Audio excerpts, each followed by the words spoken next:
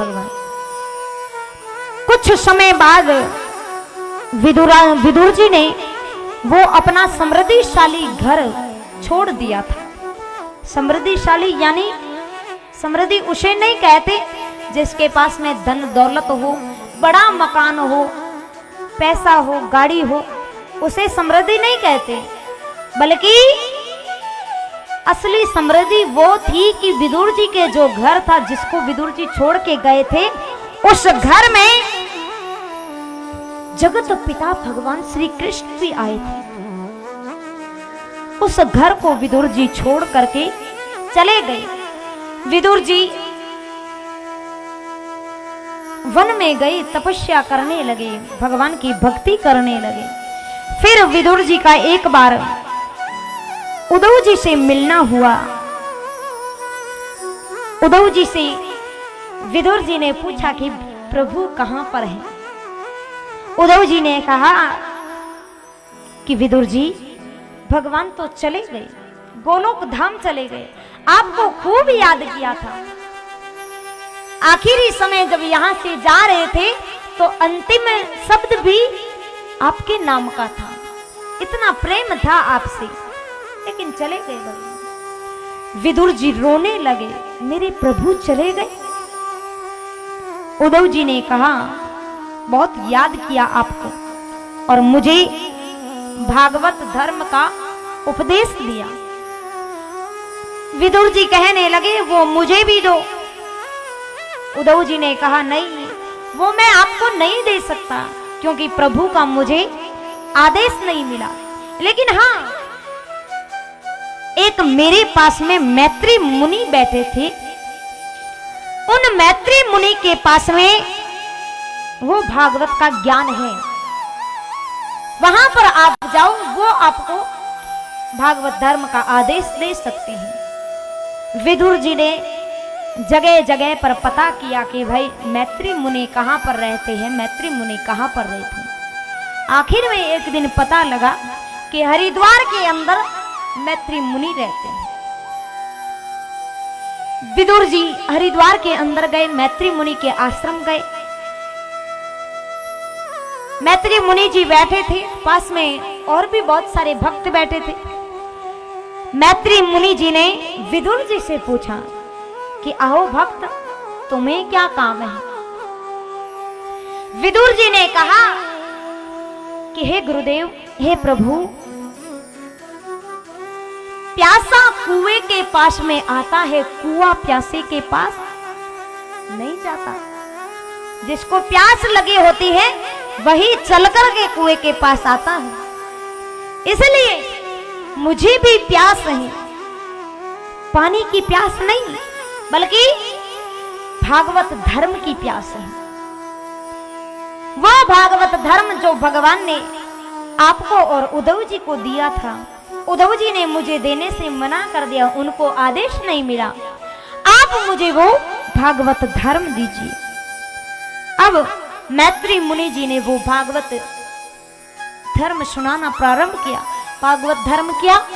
ये जो कथा हम सुन रहे हैं, यही कथा मैत्री मुनि जी ने विदुर जी को सुनाना प्रारंभ किया। विदुर जी बड़े मग्न होकर के सुन रहे हैं कथा। मैत्री मुनि जी ने भगवान के अवतारों की कथा बताई और भगवान के दो मुख्य अवतार, कृष्ण अवतार और राम अवतार की कथा बताई। कृष्ण अवतार की कथा हम कल के प्रसंग में सुनेंगे। कल भगवान श्री कृष्ण का जन्मोत्सव का दिन है। कल हम यहाँ पर जन्मोत्सव मनाएंगे। भगवान का जन्मोत्सव होगा तो मैत्री मुनि जी कथा बता रहे हैं। वराह अवतार की कथा बताई। वराह अवतार का वराह का मतलब क्या है? वर यानी श्रेष्ठ, आहा यानी दिन। जो दिन आपका श्रेष्ठ गुजरता है उस दिन वराह का दर्शन होता है, वराह भगवान का दर्शन होता है।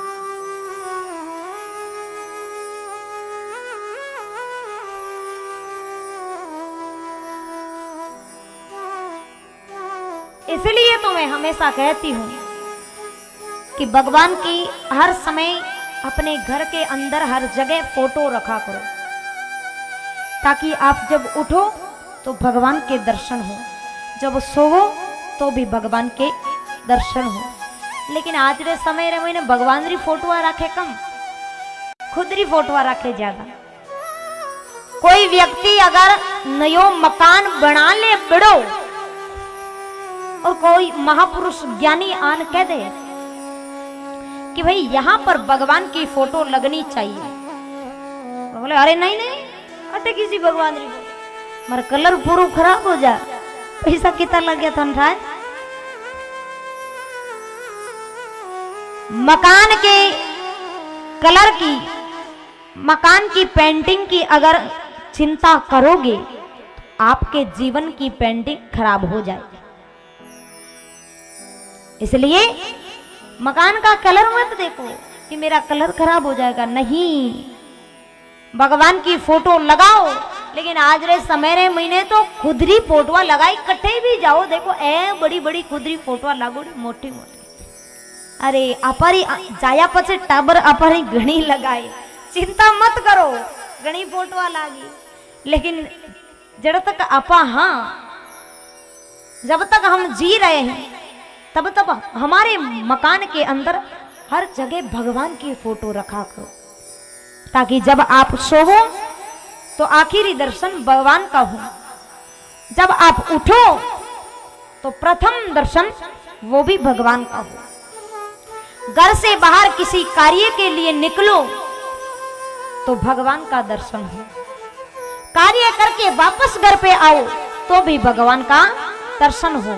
हर समय अगर भगवान का दर्शन होते रहेगा तो मान लो वही वरा भगवान का दर्शन है। इसे ही वरा कहते हैं। वरा का अर्थ है श्रेष्ठ दिन। भगवान के भजन करते रहोगे तो हर दिन वरा भगवान के दर्शन होते रहे। कोई भी कार्य करने जाओ तो पहले भगवान का नाम लिया करो, ताकि आपका कार्य बढ़िया हो, अच्छा हो। लेकिन व्यक्ति जब घरों निकले तो भगवान ने कई कह जावे कि हे प्रभु मैं थारे भरोसे जाऊं हूं, अब ये काम ने पार लगानो आप रे हाथ में है, अब ये काम ने पार लगानो आप रे हाथ में है। इतो कैन निकल जावे, इनो मतलब काई कि पूरो काम भगवान ने सौंप दियो है। भगवान रे भरोसे रे मत व्यक्ति घर सो निकल रहे है और वठे सो घरे सो रवाना वे थोड़ोक सो आगे आ जावे, कोई बिल्ली गाड़ी के आड़ी फिर जावे तो व्यक्ति कहीं कहे सुगन खोटा हो गया, काम पार पड़नो है कोने। मतलब भगवान पर तो भरोसा है ही नहीं, यही बात हुई ना, भगवान पे भरोसा तो है ही नहीं। घर से तो भगवान को कह के आए कि काम पार आपको लगाना है, आप जानो आपका काम जाने, मैं तो बस आपको साक्षी मानकर के यहां से रवाना हो रहा हूं। और आगे बिल्ली रस्तों काट दे तो गाड़ी ने भाजी घुमाए, नहीं, पूर्ण भरोसा रखो। अद बिचली कुल्लर माड़ी होया करे, भरोसा पूरो रखो कि हे प्रभु जो करना है बस आपको करना है, आपके हाथ में है। तो वरा भगवान के अवतार की कथा बताई। वरा का मतलब है श्रेष्ठ। जो दिन श्रेष्ठ गुजरता है उस दिन वरा भगवान के दर्शन होते हैं। टाइम तो वही है, आप 11 बजे से लगा करके 3 बजे तक, कथा का समय 11 से 3 तक आप यहां पर आते हो कथा सुनने के लिए। अगर यहां पर कथा नहीं चलती तो वो समय कहां जाता, गप्पों में जाता या फिर और कहीं जाता। लेकिन उससे तो ये श्रेष्ठ है ना, ये बेहतर है उससे। तो 2 चीज तो सुनने को मिलेगी, भगवान की कथा तो कम से कम सुनने को मिल रही है, इससे बड़ा और क्या चाहिए। तो कहा है जो दिन जाए भजन के लेखे वो दिन आए गिनती में, खा ले पी ले और खर्च ले, पुण्य धर्म प्रवृत्ति में राजा भोज करण से योदा, वे भी आया मूर्ति में। कहते कबीर सुनो भाई साधु, अमर नहीं इस पृथ्वी में। कोई अमर नहीं है यहाँ,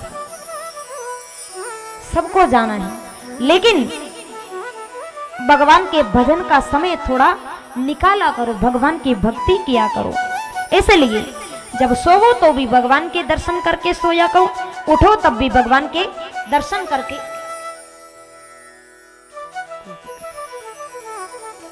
उठो तब भी भगवान के दर्शन किया करो। बड़ी अच्छी सी स्माइल के साथ में उठा करो और सबसे पहले भगवान को याद करो कि हे प्रभु, रात्रि को बहुत लोग मेरे साथ में सोए, लेकिन कई तो सोते ही रह गए। आपने मुझे एक और दिन दिया है, आपका बहुत बहुत शुक्रिया।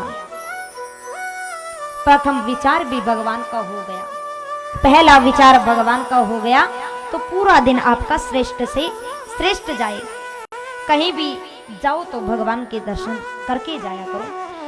आगे सुखदेव जी महाराज राजा परीक्षित जी को कथा सुना रहे हैं, वेदव्यास जी सुखदेव जी को सुना रहे हैं, मैत्री मुनि जी विदुर जी को कथा सुना रहे हैं। आगे की कथा आती है कपिल भगवान की। कपिल भगवान सुखदेव जी महाराज कह रहे हैं कि ब्रह्मा जी के जितने भी बेटे थे सारे विरक्त हो गए। एक और बेटे थे जिनका नाम था करदम। करदम ऋषि, करदम जी वन में तपस्या कर रहे थे। तपस्या करते करते 1000 वर्ष बीत गए। 1000 वर्षों की तपस्या के बाद भगवान विष्णु अति प्रसन्न हुए और आए सामने। करदम ऋषि से बोले कि बोलो क्या चाहिए, जो मांगोगे वो दूंगा।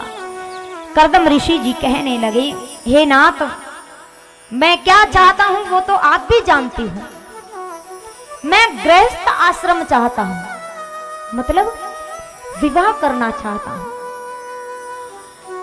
विष्णु जी कहे कि कोई तो भगवान ने पावन रे वास्तु तपस्या करे, कोई कुछ पावन रे वास्तु तपस्या करे, कोई कुछ पाने के लिए तपस्या करता है। इसने तो पत्नी पाने के लिए तपस्या की, 1000 वर्ष तपस्या शादी के लिए की। बोले नहीं नहीं, मैं ऐसे नहीं बोल रहा हूं, लेकिन अच्छा हो जाए, क्योंकि मैंने सन्यासी आश्रम भी काफी समय हो गया, 1000 वर्ष हो गए मुझे तपस्या करते करते। अब कुछ समय मैं गृहस्थ आश्रम में भी रहना चाहता हूं। भगवान ने कहा कि ठीक है, कोई बात नहीं। एक स्वंभु नाम के मनु महाराज हैं, जिनकी 3 पुत्रियां हैं, जिनमें से एक बेटी का नाम है देहूति। उसका विवाह आपके साथ में होगा। करदम ऋषि ने कहा ठीक है। भगवान ने कहा एक बात ध्यान में रखना, एक बार जब आ जाए तो उन्हें मना मत करना। आते ही ओंकारो दे दे, ना मत दीजो। करदम ऋषि ने कहा ठीक है। अब भगवान वहां से चल दिए, रवाना हो गए। करदम ऋषि यहां पर स्वंभु मुनि की तपस्या देख रहे हैं, आस लगाकर बैठे हैं कब आए कब आए। इतने में स्वंभु मुनि अपनी पत्नी और अपनी बेटी देहूति के साथ में करदम ऋषि के आश्रम में पधारे। वहां पर आए करदम ऋषि जी बैठे हैं, स्वंभु मुनि आए, देवती आई, उनकी पत्नी आई। अब करदम ऋषि ने मन में विचार किया कि मैं पहले देख तो लूं कि ये देहूति विवाह करने के लायक है कि नहीं, उसमें वो गुण है कि नहीं।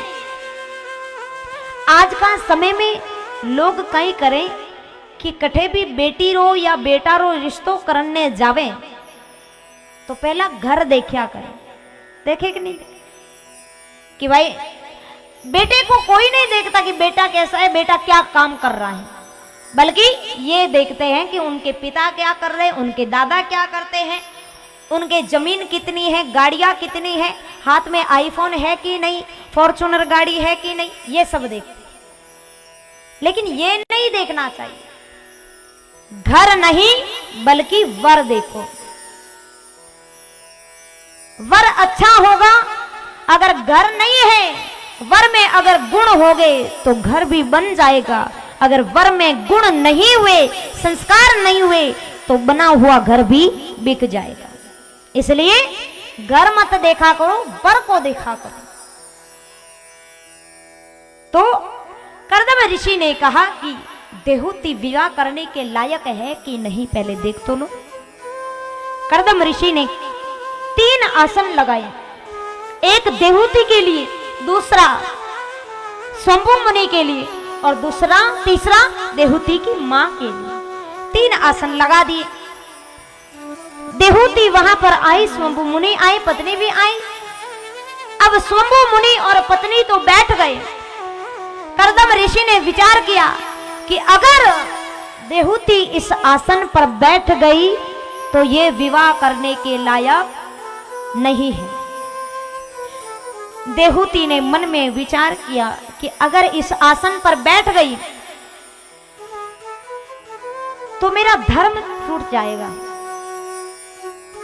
और अगर नहीं बैठी तो पति की आज्ञा की अनुपालना हो जाएगी।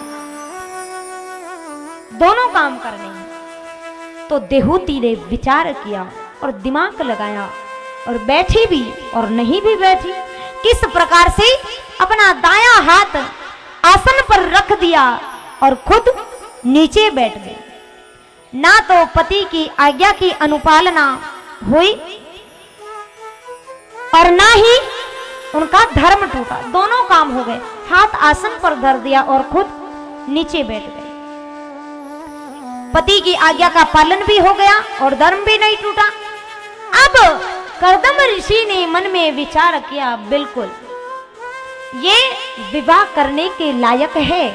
शंभु मुनि ने कहा कि कर्दम ऋषि जी, हम अपनी बेटी का हाथ आपके हाथ में देना चाहते हैं। कहा कोई बात नहीं, अच्छा है। अब विवाह होने लगा। 4 फेरे हुए। कर्दम ऋषि रुक गए।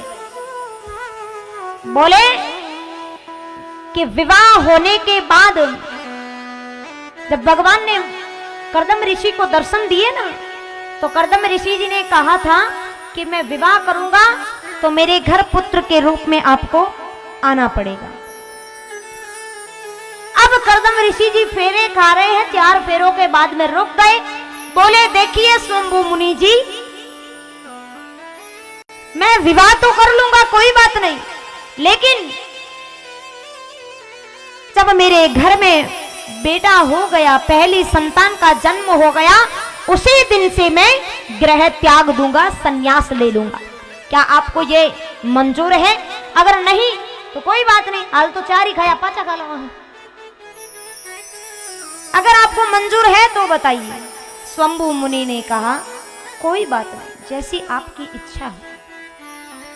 विवाह हो गया। अब कर्दम ऋषि की कुटिया के अंदर देहूती आई। अंदर आकर के देखा तो हजारों कीड़े मकोड़े घूम रहे हैं, चिड़ियां बैठी हैं, घोंसले बनाए, चूहे बैठे हैं, कीड़ी बैठी है, मकोड़ा बैठा, सब बैठे। देहूती ने कर्दम ऋषि से कहा, पतिदेव ये सब क्या है? ये इस आपकी कुटिया में क्या कर रहे हैं? कर्दम ऋषि ने कहा, देवी बात ये है कि यहाँ आसपास में कोई भी जीव जंतु है, छोटा मोटा पक्षी है, कीड़ा है, मकोड़ा है, सब इस कुटिया को अपना घर मानते हैं।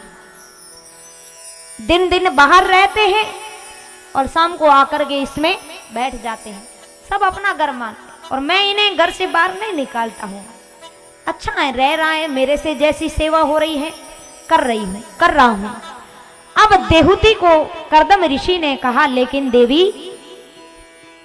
ये है, देहूती बोली कि ये है, मैंने देख लिया, लेकिन इसमें आप कहाँ रहते हो?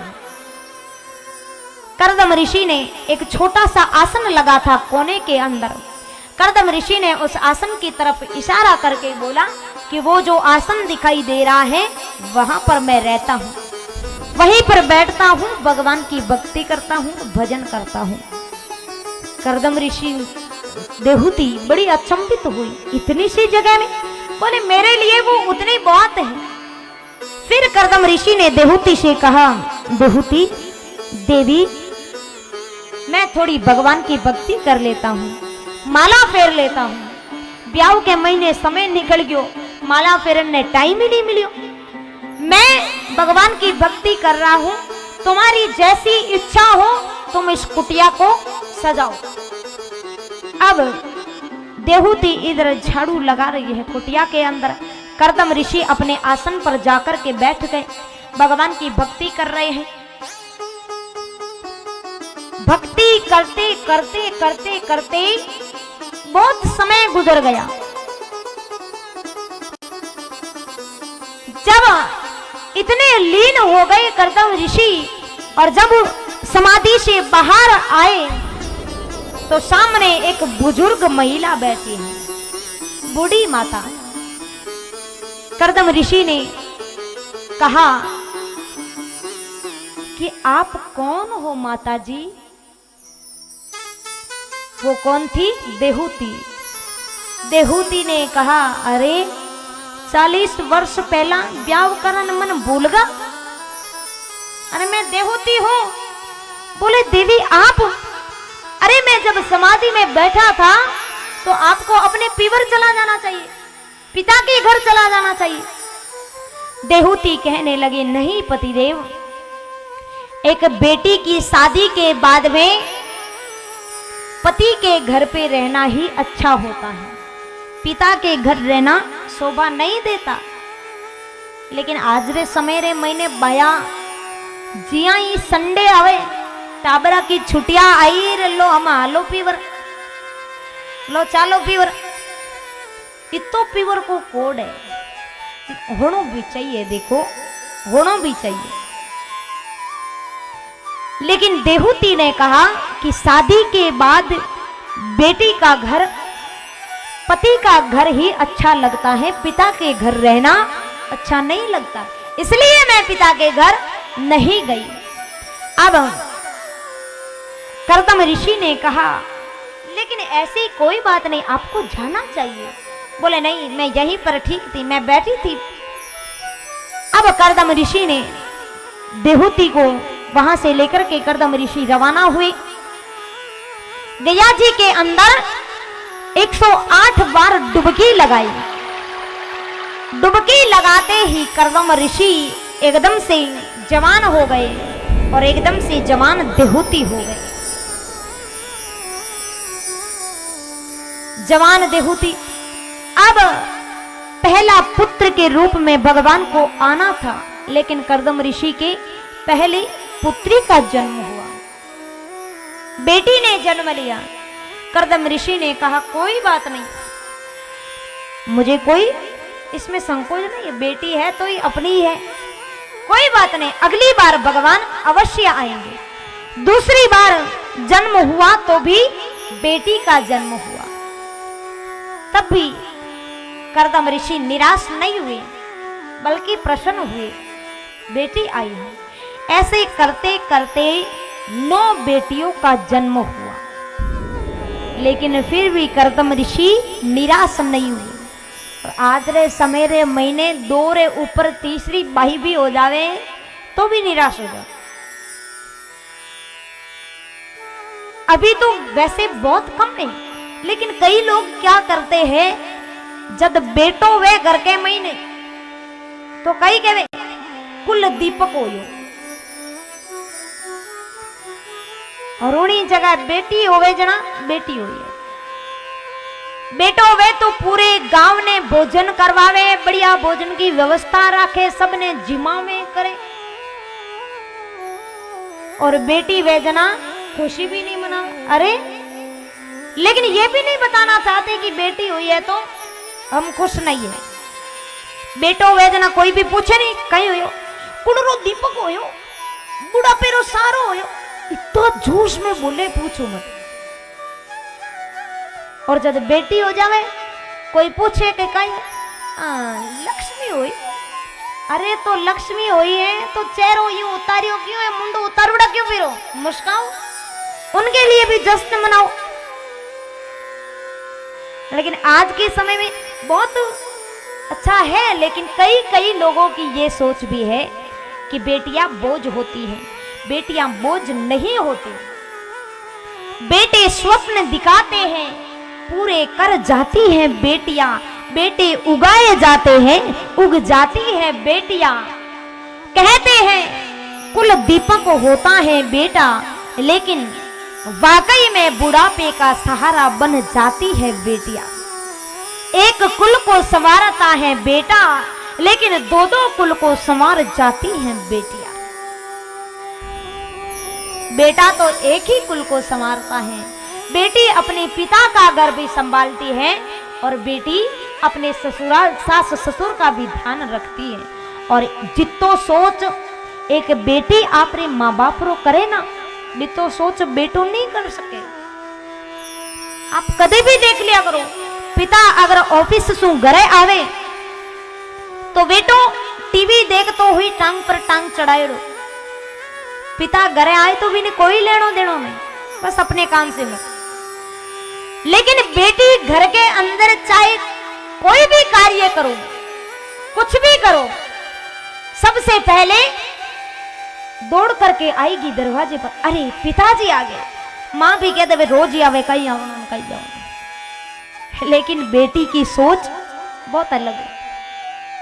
जितना सोच एक बेटी अपने माता पिता का करती है उतना कोई नहीं करता। इसलिए बेटों और बेटियों को भी सम्मान रखो, दोनों को पढ़ाओ और लिखाओ, बेटियों को भी अपने स्तर पर खड़ा करो, ताकि आगे जिस भी घर में जाए कोई भी समस्या हो भी जाए, ना हो लेकिन हो भी जाए तो भी उसे खुद संभाल सके, दूसरों के सहारे ना बैठे।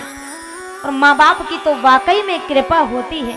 एक माँ तो अपनी बेटी को यही सीख दे के भेजती है कि बेटा आगे जाए तो आज से ये भूल जाना कि हम तुम्हारे माँ बाप हैं। हाँ है, लेकिन एक माँ बाप की जोड़ी और जुड़ गई है। सास ससुर को तुम सास ससुर नहीं बल्कि माँ बाप मान करके तुम उनकी सेवा करना। कभी भी यहां पर ओलबा लेकर के मत आना कि मेरी सास ने मुझे ये कह दिया, मेरे ससुर ने मुझे ये कह दिया, इसलिए उनकी भी सेवा करना। लेकिन आज के समय में हम देखते हैं कई जगह संतानें भी, पुत्र भी कपुत्र निकल जाते हैं। बेटे को बुढ़ापे का सहारा माना जाता है, कहा जाता है कि भाई बूढ़े होंगे जब चलने फिरने की क्षमता नहीं रहेगी तब बेटा हमारी सेवा करेगा, कार्य करेगा, काम करेगा। लेकिन जिस समय बेटे को पालने पोसने की आवश्यकता होती है तो माँ उसे पाल पोस कर बड़ा करती है। लेकिन जब उसी माँ को जरूरत पड़ती है बुढ़ापे में तो वो बेटा अपनी माँ को घर से भी बाहर निकाल देता है। एक सच्ची घटना बता रही हूं। एक बार क्या हुआ, बेटा अपनी माँ से बोला कि माँ घर में बैठी बैठी थक गई होगी, चलो कहीं घूमने चलते हैं। माँ ने कहा कोई बात नहीं बेटा, लेकिन मेरे पैर दर्द कर रहे हैं, मैं नहीं चल सकती। बेटे ने कहा माँ धीरे धीरे चलते हैं, कोई परेशानी। माँ ने कहा ठीक है बेटा चलो। वहां से रवाना हो गए, 2-3 किलोमीटर दूर आ गए। बेटे ने माँ से कहा माँ आप यहीं पर ठहरो, मैं रिक्शा लेकर के आता हूँ। हम काफी दूर आ गए, बाद में रिक्शे में बैठ करके हम घर चलेंगे। माँ ने कहा ठीक है बेटा। बेटा गया, 2 घंटे बीत गए, 3 घंटे बीत गए, लेकिन फिर भी वो बेटा वापस नहीं आया। वो माँ रो रही है, कोई मेरी मदद करो, कोई मेरी मदद करो। वहां पर काफी लोग खड़े थे। कई तो एड़ा निकल जावे कि कहीं आप रो दुख आप ही जाने, अपन कहीं करो। लेकिन उसमें से एक व्यक्ति समझदार निकला। उसने कहा, माँ जी बताइए क्या बात है, क्या परेशानी है? तो वो माँ बोली कि देखो बेटा, मेरा बेटा, हम दोनों घूमने के लिए आए थे। बेटे ने कहा मैं रिक्शा लेकर के आता हूँ, आप यहाँ पर बैठो। बेटे को गए हुए करीबन 2 घंटे हो गए, लेकिन बेटा अभी तक नहीं आया। और मेरे हाथ में ये कागज पकड़ा के गया है, देखो ना, इसमें एड्रेस लिखा है, एक नंबर लिखा है, क्या लिखा है पढ़कर सुनाओ। उस व्यक्ति ने वो कागज अपने हाथ में लेकर के पढ़ा। उस कागज में क्या लिखा था कि भाई आप जो भी हो बड़े अच्छे आए, लेकिन ये मेरी माँ है, अब बूढ़ी हो गई, इसकी सेवा करने की क्षमता मेरे पास में अब नहीं रही, इसलिए मैं माँ को छोड़कर के चला गया हूं। अब आप मेरी माँ को वृद्धाश्रम में छोड़कर के आ जाओ। कागज में ये बात लिखी थी। वो बात पढ़ने के बाद उस संस्कारी पुत्र की हिम्मत नहीं हुई कि मैं इस बुजुर्ग महिला को वृद्धाश्रम में छोड़ करके आऊं, बल्कि उसने क्या किया, बोला कि माँ जी, हाँ इसमें आपके घर का पता लिखा है, आप 2 मिनट रुकिए, पानी पीजिए। इतने में मैं रिक्शा लेकर के अभी आया और मैं घर चलूंगा। वो गया, रिक्शा लेकर के आया, माँ को रिक्शे के अंदर बिठाया, अपने घर पे ले जा करके बोला, माँ जी आज से आपका यही आपका घर है और यही आपका बेटा है। कई कई पुत्र कपुत्र निकल जाते हैं, जो माँ बाप को घर से बाहर निकाल देते हैं, कलयुग है।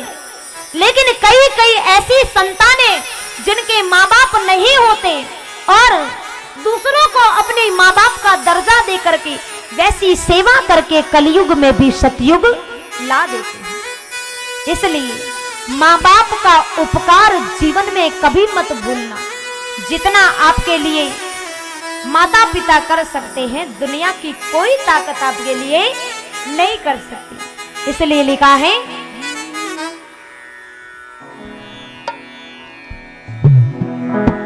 हरी बात को भूलो भले, माँ बाप को मत भूलना। हरी बात को भूलो भले, माँ बाप को मत भूलना।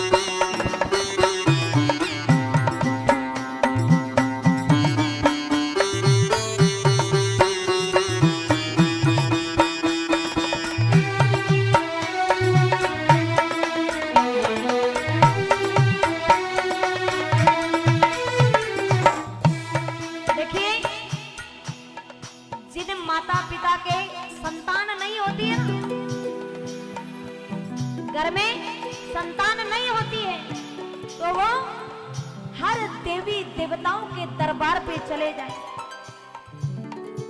बाट का रे डोरी बांध दे, हे प्रभु एक लाडलो माने भी दे।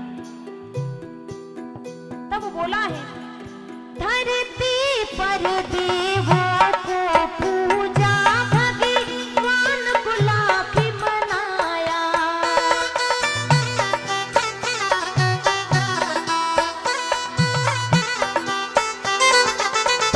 धरती पर देवों को पूजा भगवान बुलाके मनाया।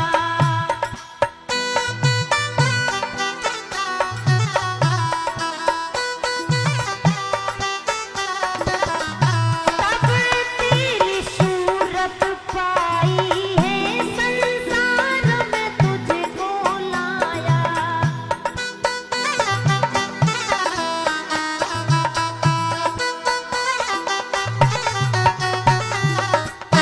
इन पावन लोगों के दिल को पत्थर बनकर मत तोड़ना, इन पावन लोगों के दिल को पत्थर बनकर मत तोड़ना। हरी बात को भूलो भले, माँ बाप को मत भूलना।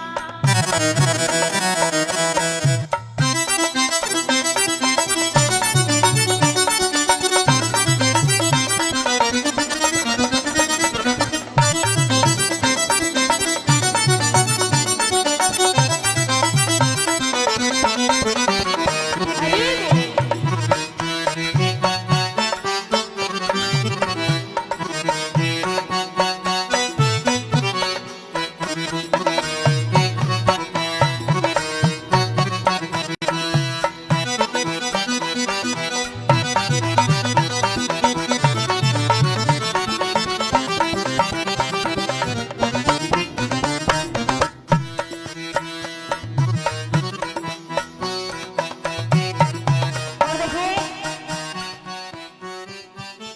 इस शुभ अवसर पर सुंदर भागवत कथा चल रही है, और इसी शुभ अवसर पर श्री श्री 1008 शिवगिरी जी महाराज रामेश्वर मठ शेरगढ़ से अपने बीच में पधार रहे हैं। अभी नागणेशी माता के मंदिर में दर्शन करके माँ का आशीर्वाद लेकर के हमारे बीच में पधार रहे हैं। एक बार तालियों के साथ में स्वागत करें। और आगे की कड़ी में देखिए भजन में क्या बताया, जितना संकट एक माँ अपनी संतान के लिए देखती है उतना संकट कोई नहीं देखता। तब बोला है, अपने ही पेट को काटा है तब तेरी काया सजाई,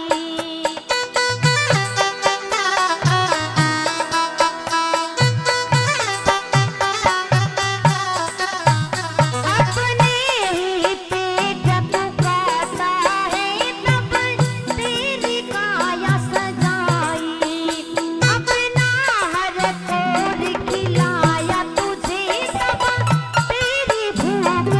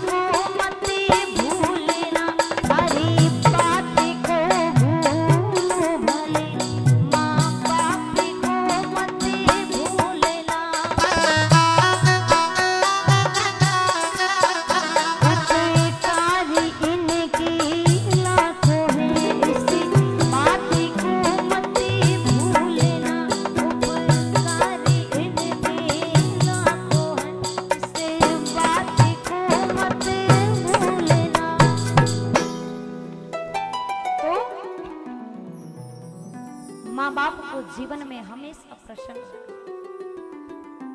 आपको हर वस्तु, हर चीज यहाँ तैना में नहीं तो शेरगढ़ में मिल जाएगी, शेरगढ़ में नहीं तो जोधपुर में मिल जाएगी, जोधपुर में नहीं तो दुनिया के किसी ना किसी कोने में तो मिल ही जाएगी। लेकिन माँ बाप वो अनमोल हीरे हैं जिनको अगर एक बार खो दिया ना, दोबारा आप दुनिया नहीं, कहीं पर भी किसी भी कोने में ढूंढो, नहीं मिलने वाली। इसलिए जीवन में कमाओ, अच्छा कमाओ, लेकिन माँ बाप का प्रेम भी साथ साथ में कमाना, उसकी भी कमाई अवश्य करना।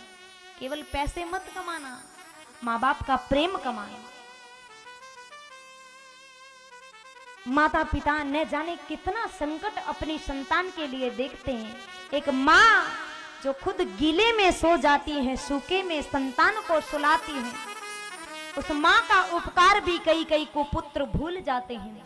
वो पिता जो खुद फटे कपड़े पहन सकता है लेकिन अपनी संतान को हमेशा सजा धजा करके रखता है, ऐसा कोई नहीं है। तो माँ बाप की कीमत कभी मत भूलना। ये बात मैंने क्यों बताई? अब कोई कह दे कि भाई ये भागवत कथा, भगवान की कथा, भगवान की चर्चा करो, माँ बाप की चर्चा क्यों करते हो? क्योंकि साहब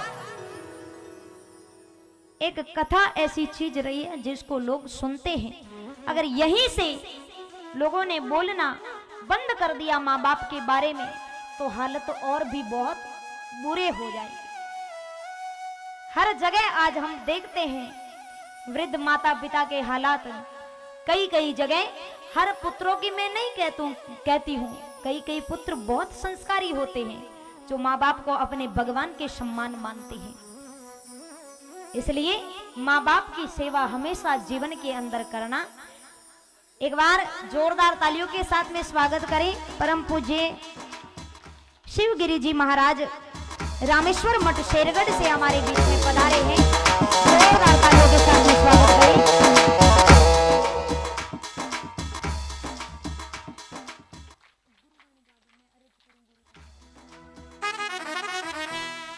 सभी तालियों के साथ में स्वागत करते हुए सभी को गाना है साथ में गुरुदेव के स्वागत में। मैं अर्ज करूं गुरु थाने चरना में राखो माने। मैं तो अर्ज करूं गुरु थाने चरना में राखो माने। मारो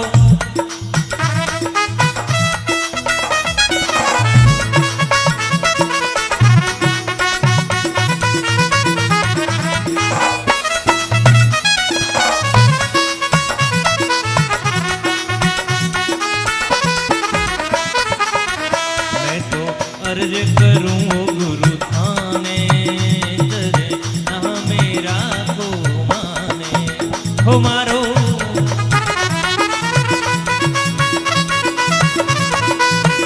मारो हेलो प्रगट देव थाने चरना मेरा को माने।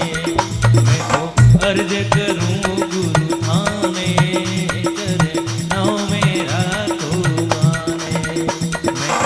अर्ज करूं गुरु थाने चरना मेरा को माने। आइएगा, भगवान की कथा चल रही है और भगवान के साथ साथ कथा के साथ साथ में संतों का आगमन भी हुआ है, तो इससे बड़े सौभाग्य की बात हो नहीं सकती। आइएगा, श्री श्री 1008 शिवगिरी जी महाराज का स्वागत और सम्मान करेंगे आदरणीय पृथ्वी सिंह जी। आप भी तालियों के साथ में स्वागत करें।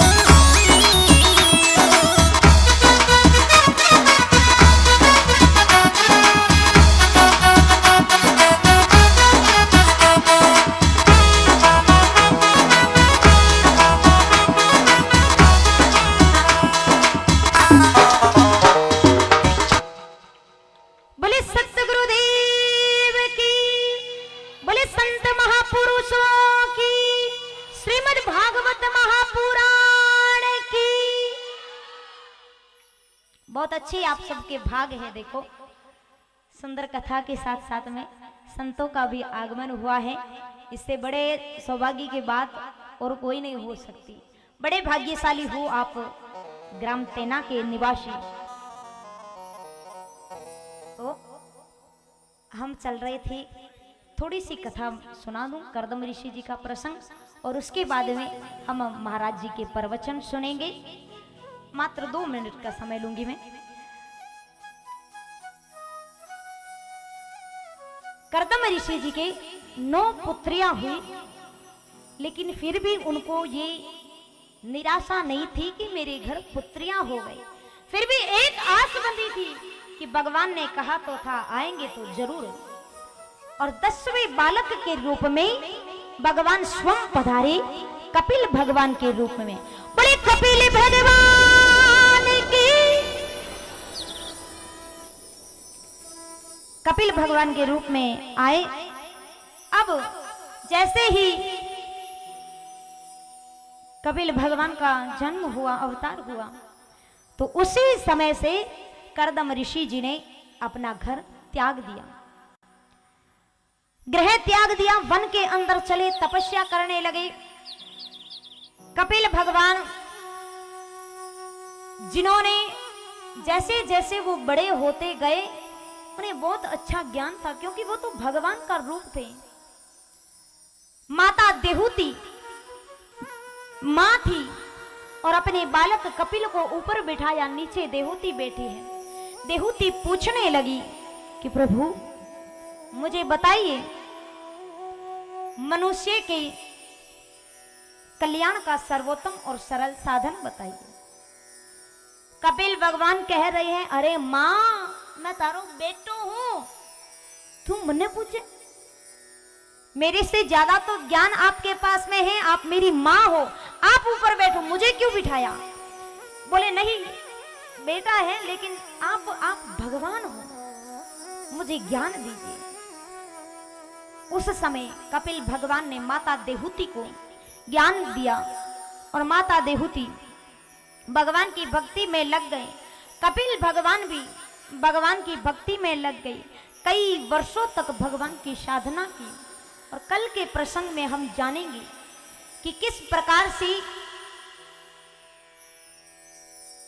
गंगा कपिल भगवान के आश्रम के आगे से बहती है, और जो 60,000 पुत्र थे उनका कल्याण कैसे होता है, और भगवान श्री कृष्ण के जन्मोत्सव की कथा कल के प्रसंग में आएगी।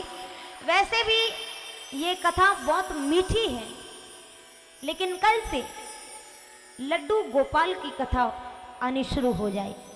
भगवान की जिनके हाथ में लड्डू, उनका नाम पड़ गया लड्डू गोपाल। भक्तों के जो मन में आता है वो भगवान को नाम दे देते हैं। अब कथा तो मीठी है वैसे भी, लेकिन कल से लड्डू भगवान की कथा आएगी तो कथा और भी ज्यादा मीठी हो जाएगी। तो कल के प्रसंग में हम भगवान श्री कृष्ण के जन्मोत्सव की कथा सुनेंगे। आइएगा, महाराज श्री शिवगिरी जी महाराज को हम सभी सुनते हैं, इनके प्रवचन हम सभी प्राप्त करते हैं। हरि नारायण आदेश।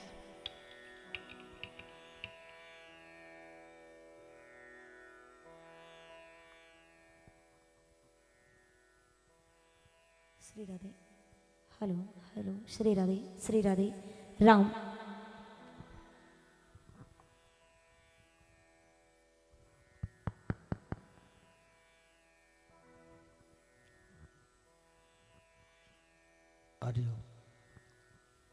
शांताकारं भुजंगशयनं पदं नाभ सुरेशं विश्ववाधार्यगं सरस्वमेघवर्णं शुभं लक्ष्मीकान्त कमलनयन योगी वीर्यान् गम्यं वन्दे विष्णु भवभयहरणं सर्वलोकैकनाथम्।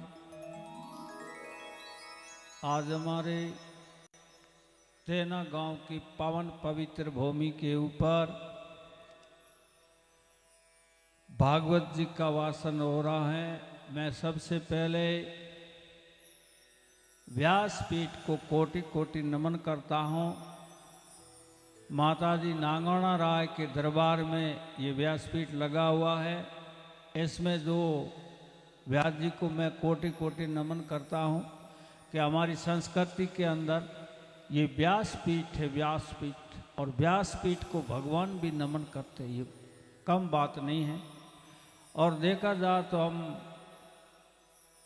भारतवासी बहुत भाग्यशाली, बहुत भाग्यशाली बहुत। अब इतनी ही उम्र में हमारे बीच में व्यासपीठ पर विराजित ये साध्वी हमारे को मार्गदर्शन कर रही है। हम कितना भाग्यशाली, इसी छोटी उम्र में हमारे अनादिकाल से, जैसे सुखदेव जी महाराज तो जन्म लेकर सीधा ही माँ से गर्भ से बाहर आने के बाद में सीधा जंगल की तरफ भागने लग गया। तो ऐसे हमारे भारत की एक संस्कृति है, सूरवीर, सती, जति, योगी, ये हमारी भारत की भूमि पर जन्म लेकर के हमारे को मार्गदर्शन कर रहे हैं। हम भाग्यशाली। और आपने भगवान बहुत बड़ा विचार किया हो, सब मिल करके ऐसा आप में एक भाव पैदा हुआ कि हम भागवत जी की कथा कराएंगे और सबको सुनाएंगे। आप भी भाग्यशाली, भाग्यशाली नहीं, आप तो परम भाग्यशाली हो। संसार के अंदर भगवान की भक्ति से बढ़कर संसार में बाकी जितना भी है वो सब तुच्छ मात्र है।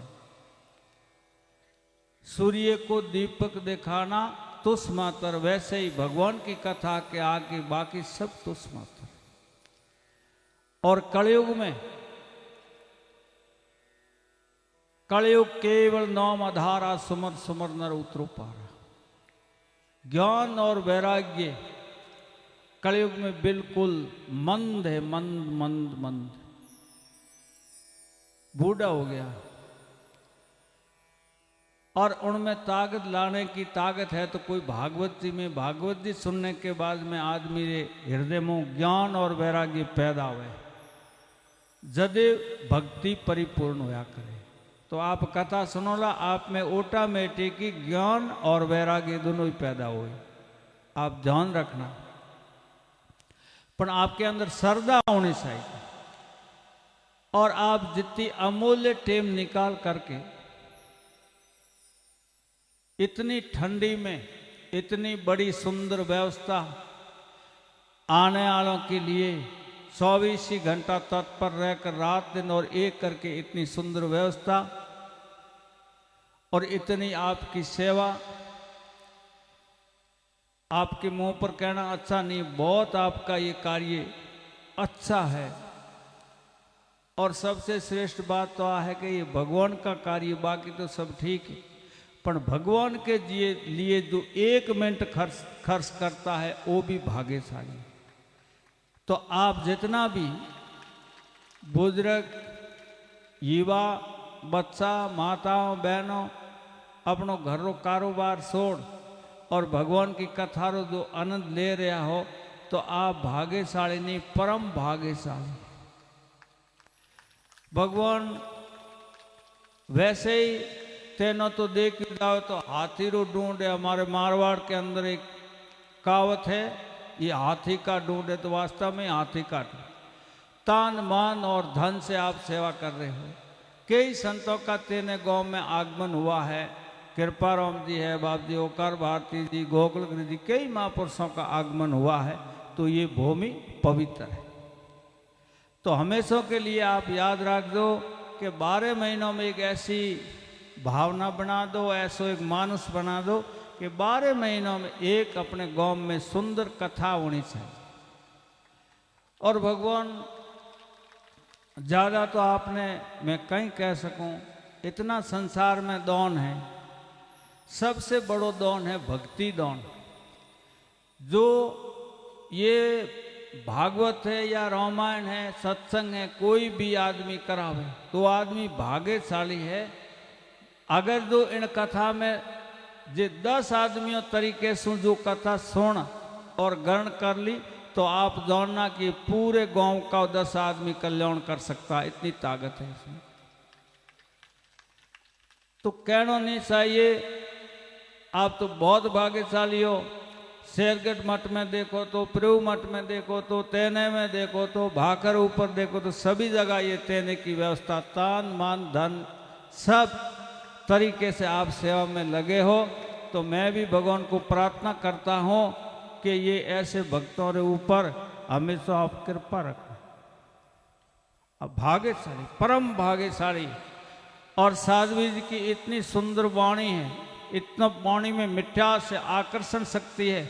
आप सब वशीभूत होकर के बैठे हो तो ये भगवान की कथा सुना रहे, ये बहुत बड़ी बात है। और मेरा भी मन एकदम प्रसन्न हो गया है कथा सुनते ही। तो आप 1 सेकंड कथा ने सुनता रहे, 1 सेकंड 1 मिनट ही आगो पासो नहीं रहना है। कथा में टेम पर आनो और टेम पर ही जानो, क्योंकि ये समय की बहुत कीमत है। और व्यास जी को भी मैं कहता हूँ, समय फिक्स रखनी, जितनी समय है उतनी, नहीं तो 1 मिनट ऊपर होना चाहिए और ना 1 मिनट ही कम होना चाहिए। क्योंकि लोगों के मन में भाव होता है हमारे को इतना बजे जाना तो कथा शुरू हो जानी चाहिए और इतना बजे ही ये पूर्ण होनी चाहिए। क्यों कि हमको माताओं बहनों को बुजुर्गों को सबको सब काम देखना पड़ता है।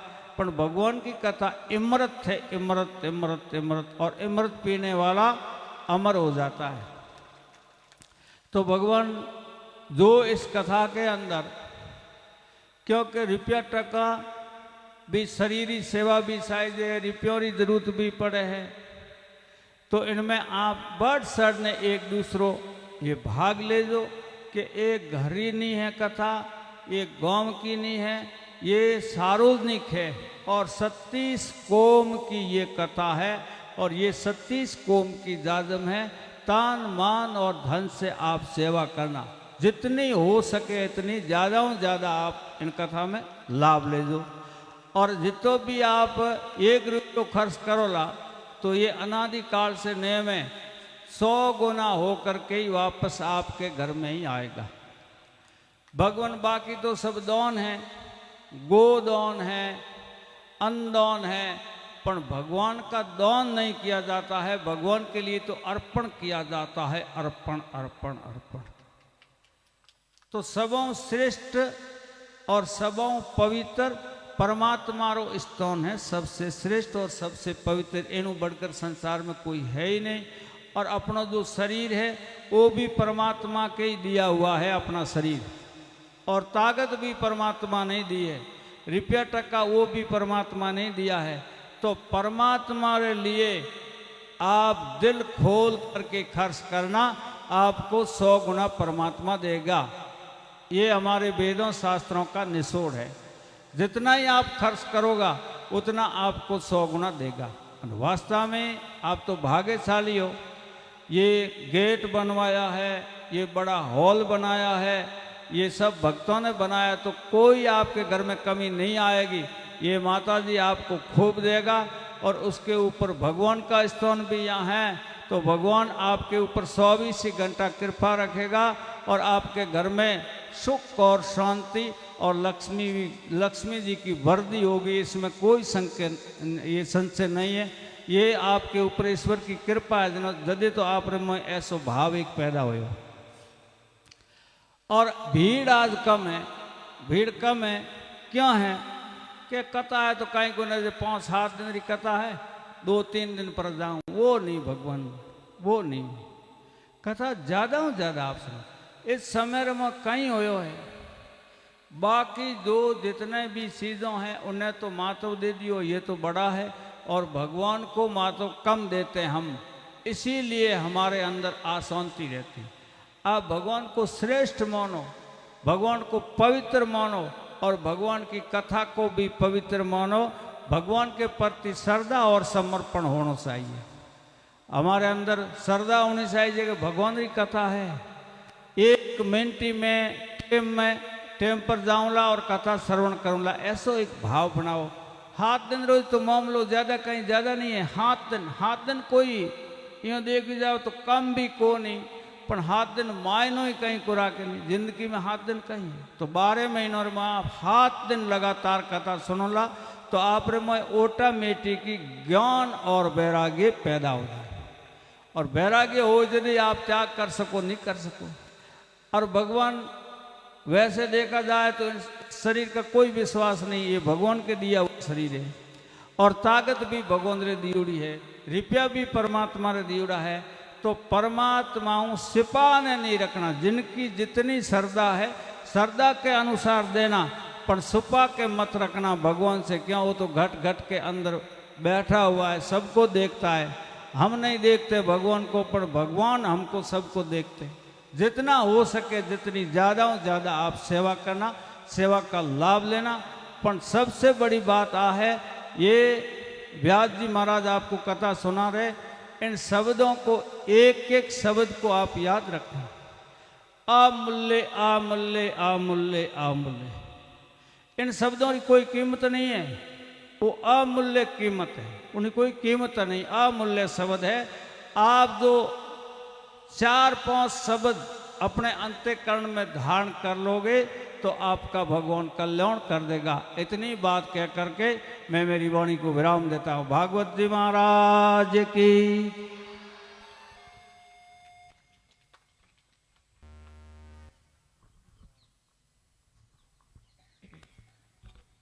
एक बार जोरदार तालियों के साथ में स्वागत करें महाराज श्री जी का। बहुत ही सुंदर सुंदर बातें आप सबको बताई हैं जीवन में उतारने के लिए। और संत जो बात बताते हैं वो अपने भले के लिए नहीं बताते, बल्कि जन जीवन के भले के लिए बताते हैं, लोगों की भलाई के लिए बताते हैं। इसलिए जो बात कहते हैं उसे केवल सुनना नहीं है, बस सुन ले बस, ये नहीं होता, बल्कि उसे अपने जीवन के अंदर उतारोगे तब जाकर के आप में कोई बदलाव आएगा, वरना सुनने का कोई फायदा नहीं। ये मैं बात आपको हमेशा कहती हूँ कि कथा सुनो तो मग्न होकर के ध्यान लगाकर सुनो, उस पर चिंतन करो। कोई बात समझ न आए तो वापस पूछो और फिर उसे अपने जीवन के अंदर उतारो, तब जाकर के इस भागवत कथा का कोई सार निकलेगा। इसलिए कल ठीक 11:15 बजे से कथा प्रारंभ हो जाएगी, तो आप सबको ठीक समय पर पधारना है। अपनी कथा का समय 11 बजे से 3 बजे तक है, तो उसी समय के अनुसार आप आइएगा। एक भजन के साथ में आनंद लेंगे और उसके बाद में आरती की तरफ चलेंगे।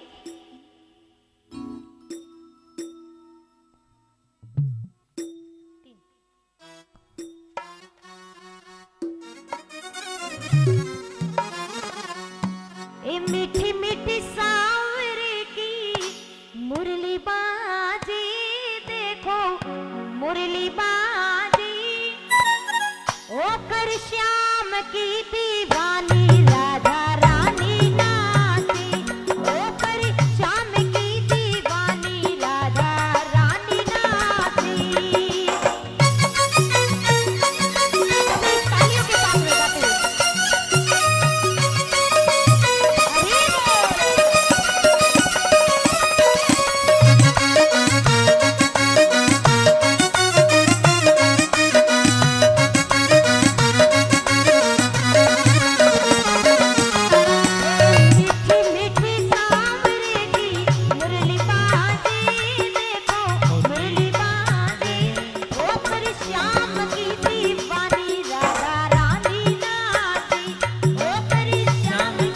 दीवानी राधा रानी नाचे,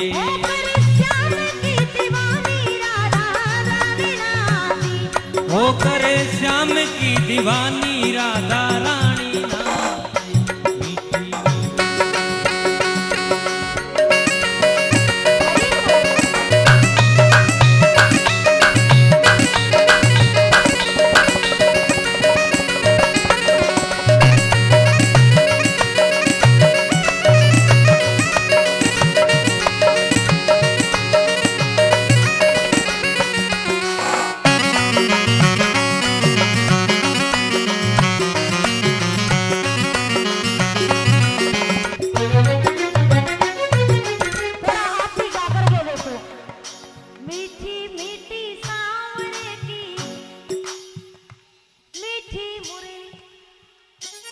होकर श्याम की दीवानी,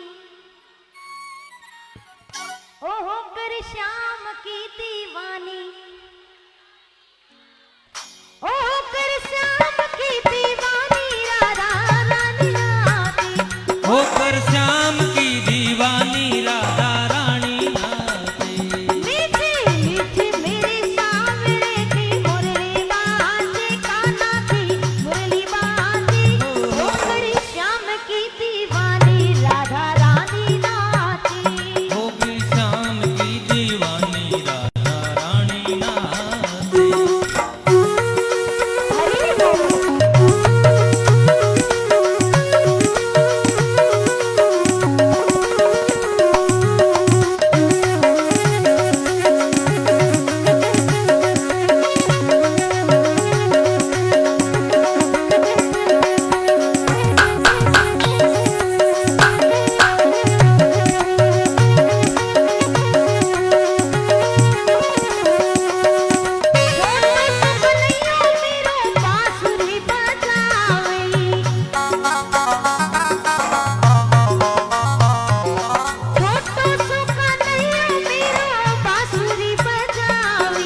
छोटो सो कन्हैयो मेरो बांसुरी बजावे। यमुना किनारे देखो रास रचावी, यमुना किनारे देखो रात रचावे। पकड़ी राधे जी की, पकड़ी राधे जी की पैया देखो घूमर लाली, ओ करी श्याम की दीवानी राधा रानी नाची। हो गई श्याम की दीवानी राधा रानी नाचे। हरे कृष्ण हरे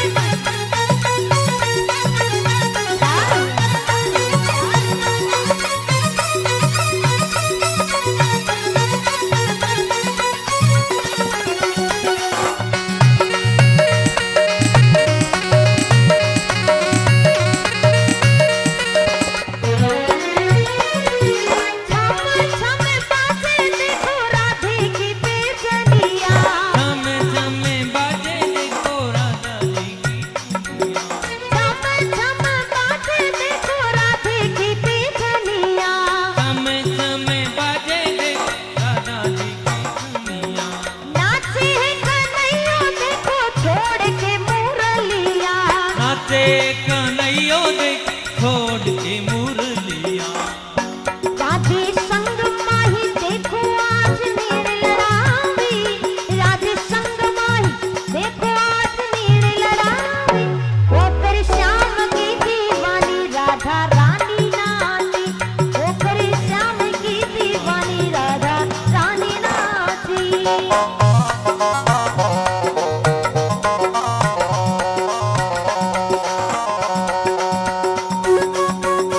हरि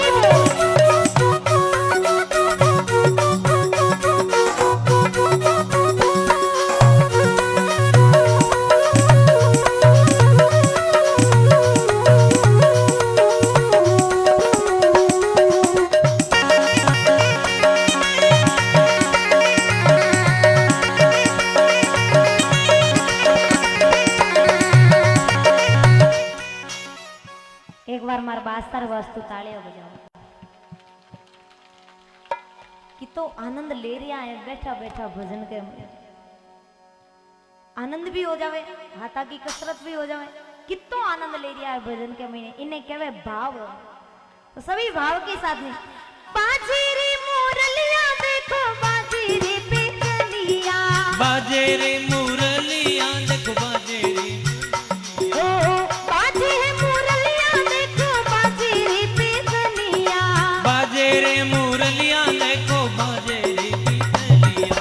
भगता ने बना ले थारे गाँव की गुजरिया, भगता ने बना ले थारे गांव की गुजरिया। कर दे बनवारी को, कर दे भागी तारो, कर दे भागी तारो, काम तेरो काई लागी, कर दे भागी तारो, काम तेरो काई लागी, होकर श्याम की दीवानी राधा रानी नाची,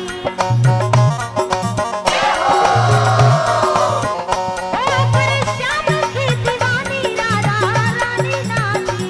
गई श्याम की दीवानी राधा रानी नाचे। होकर श्याम की दीवानी राधा रानी नाची। हो गई श्याम की दीवानी राधा रानी नाचे।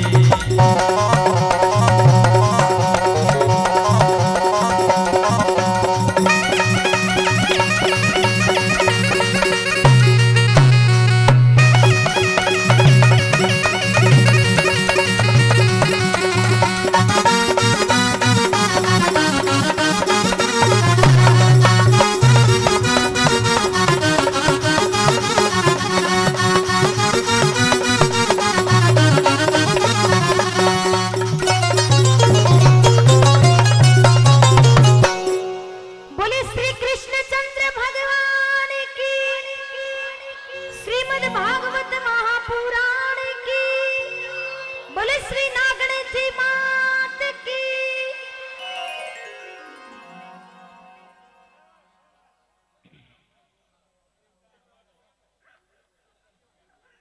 आइएगा, आज की कथा को हम यहीं पर विराम देते हैं और कल ठीक 11:15 बजे यहाँ से कथा प्रारंभ हो जाएगी। तो उसी समय अनुसार आप पधारे। हम तो समय अनुसार आ जाते हैं, लेकिन आप थोड़ा लेट पधारते हो, तो समय अनुसार आप आए सभी। आइएगा, सभी चलते हैं आरती की तरफ।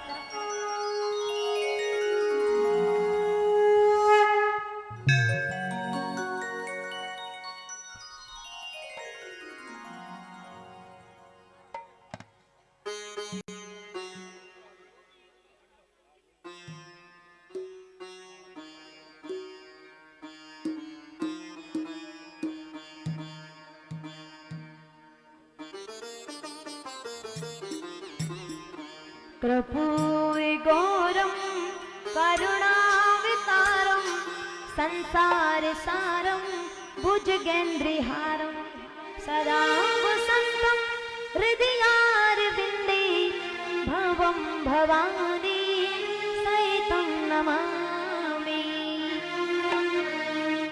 श्री भाग्यवत भगवान जी की आरती, पापियों को पाप से है तारती। श्री भागवत भगवान की है आरती, पापियों को पाप से है तारती। श्री भागवत भगवान जी की आरती, पापियों को पाप से है तारती। श्री भागवत भगवान की आरती, पापियों को पाप से है तारती।